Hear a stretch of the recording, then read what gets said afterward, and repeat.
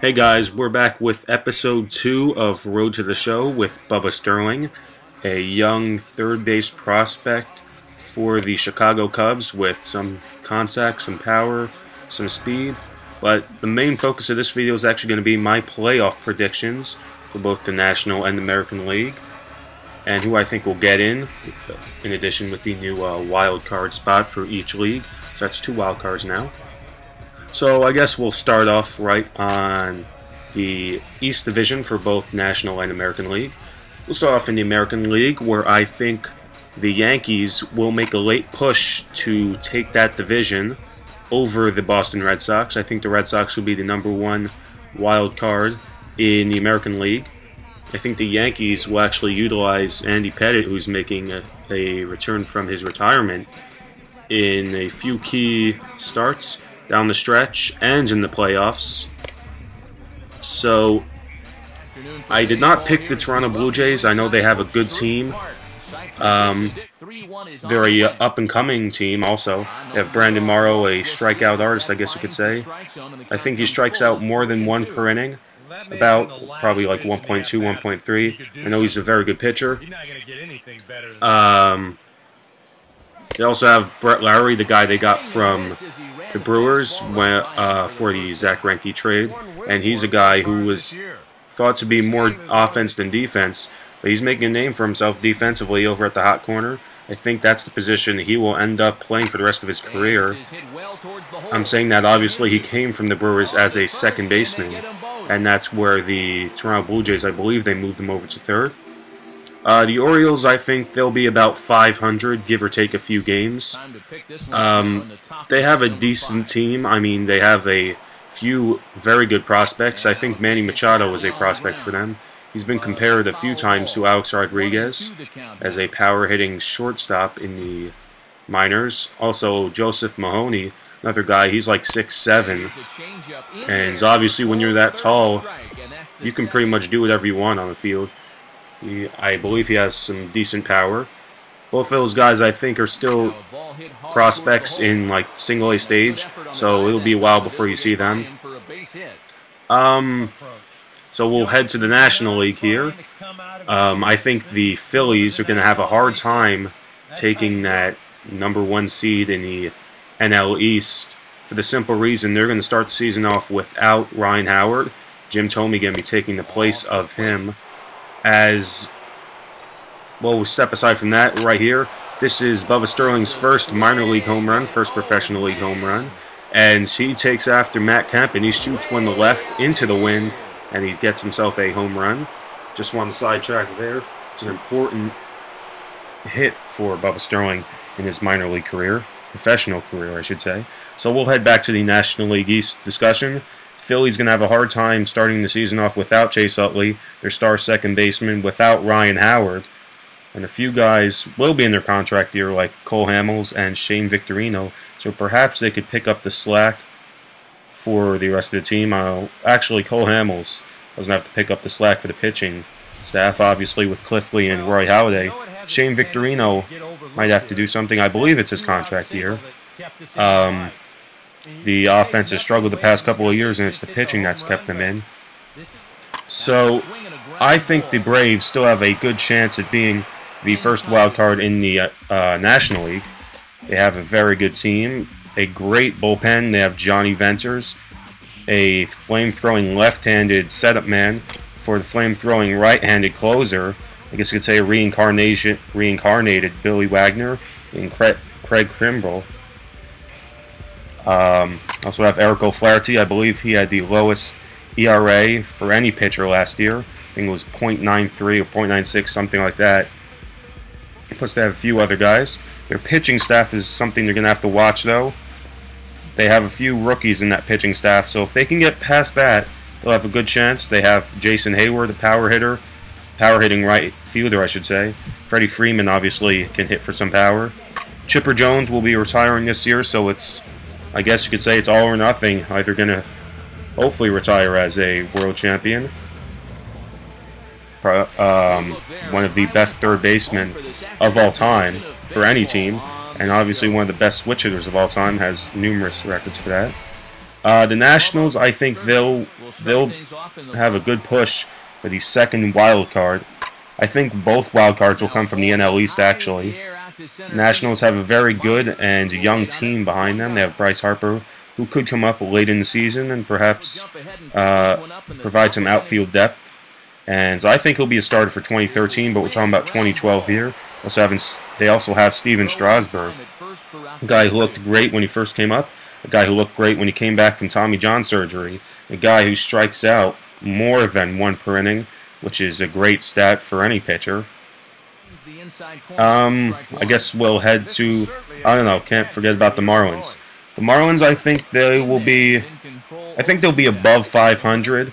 Mike Stanton, a guy who already has 50 home runs in his career, I believe, 56, I think the exact number is, in a little more than a full season. I think he'll have another great power hitting season. Heath Bell, I think he'll have a little bit of an off season. He's starting to decline here, or I should say, he's starting to decline. Did not have the strikeout rate he did in his previous seasons with the Padres. So he's trying to hope to regain his form back from 2009, 2010 with the Padres. So I guess we'll head to the Central now, as I believe in the AL Central, it's going to be the Tigers all the way with Justin Verlander. And obviously Doug Fister, a guy who at times was better than Justin Verlander last year, especially in the playoffs, where Verlander struggled just a little bit, although he pitched masterfully the rest of the season. They have a good team behind them. Obviously, Prince Fielder, a key acquisition. Victor Martinez, though, a hard loss to deal with, to cope with. So it give and take a little bit. You have Miguel Cabrera over there at third. Obviously not going to be the best third baseman you've seen. And actually, he fractured his orbital bone. A very similar injury to Burnett's, only not as severe. And actually, his sunglasses saved him. So he'll be out in spring training, actually. He will be back for the season. So we'll head to the second spot in the AL Central. I believe the Kansas City Royals actually have a really good chance at being second in the Central. They have a very good team, or a very young team, I should say, a very good team. They have Alex Gordon, who won the, I believe he won a Silver Slugger. I'm not completely sure. I know he won the Gold Glove in left field. Obviously, I think Brett Gardner should have won as a Yankee fan, but that's beyond the point. They have a good left fielder. They have Billy Butler. And, yeah, they have a bunch of prospects. Mike Moustakas. Can't think of anyone else. Salvador Perez, who's obviously going to be out to start the season off with an injury. He's a guy who will make a big difference in their chance at really becoming a big powerhouse team, I guess you could say, in the AL Central. The rest, I think, is just going to be mediocre at that. I think the Twins will bounce back from their season last year. I think they may finish third. They'll be close to the Indians record. I think both of those teams will be at 500. So we head to the NL Central. I believe the Cubs will probably be last, just because they're in a real rebuilding process, much like, I believe, the Mets. The Mets are probably not as bad as the Cubs. But the Cubs will be ready for, I believe, 2014, maybe 2015, with a few prospects. I know I keep saying prospects, prospects, prospects. That's a big key.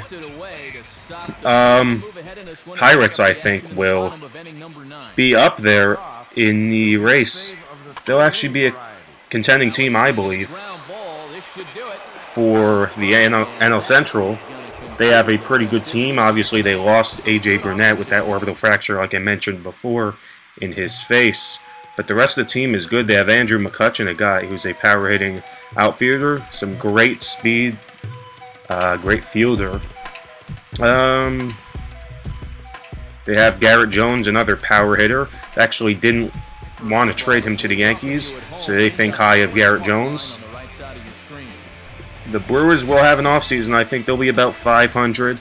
Without Prince Fielder and Ryan Braun, I think it's going to struggle a bit after all of those stressful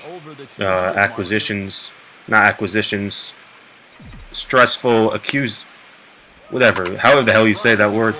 He was accused of many things during the offseason, and that's going to really hurt him and his personality this year. I think he's going to have an offseason. Without Fielder, you're going to have kind of a helpless Brewers team.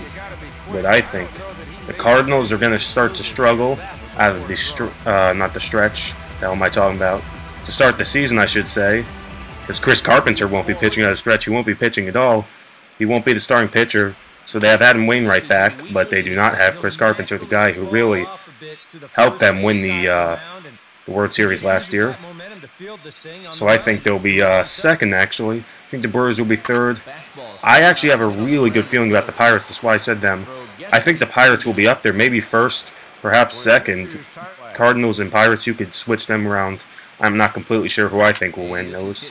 For the AL West now, as AL and NL West, I believe I have plenty of time in this video left, 17 minutes, as it's just a little highlight video, highlight package of a 5-game series for Bubba Sterlin. So the Western Division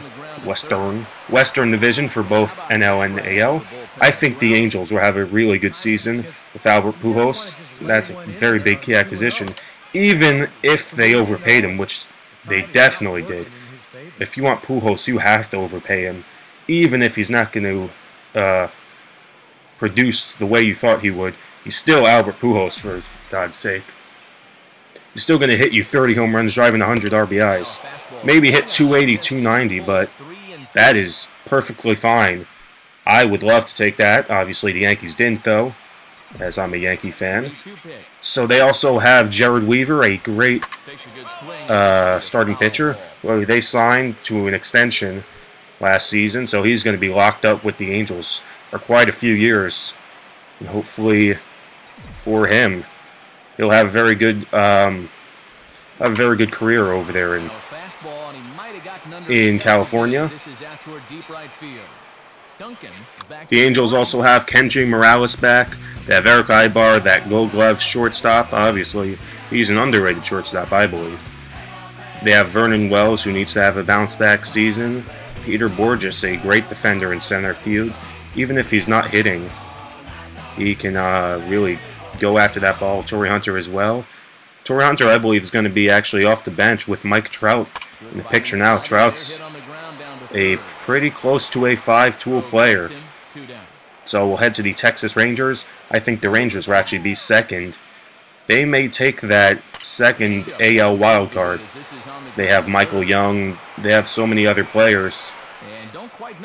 They have Yu Darvish, a Japanese phenom, I guess you could say, who looked amazing facing Japanese pitchers. I believe he had a sub-2 ERA. I think it was about like 1.5 or something like that. I actually have a highlight video of his Nippon, however you say it, career in Japan, so you could go check that out. And he's nasty. I think he'll have a decent season. I think it'll be above average. Obviously, the hitters are not the same in both leagues, but that's not important. His pitches move so much. It was just ridiculous. So I think they'll be second. Mariners, I think, are starting to come onto the rise. They really need a big year out of Sean Figgins, the guy who they got from the Angels. He has struggled vitally for them, especially last year. They also got Jesus Montero. They traded away Michael Pineda, though, to the Yankees. But Jesus Montero is a guy who can be a very good hitting catcher. He could be the next Mike Piazza. He's a very, very good hitting catcher. And he's very young as well, so he has plenty of time to blossom. He's one of the best catchers, and obviously one of the best catchers Seattle's ever had, if he lives up to how he's been hyped in the minor leagues with the Yankees. The Oakland Athletics, I am not completely sure about them. I think they will be probably 10 games over 500, maybe at 500. I know Yoenis Cespedes is coming to the team.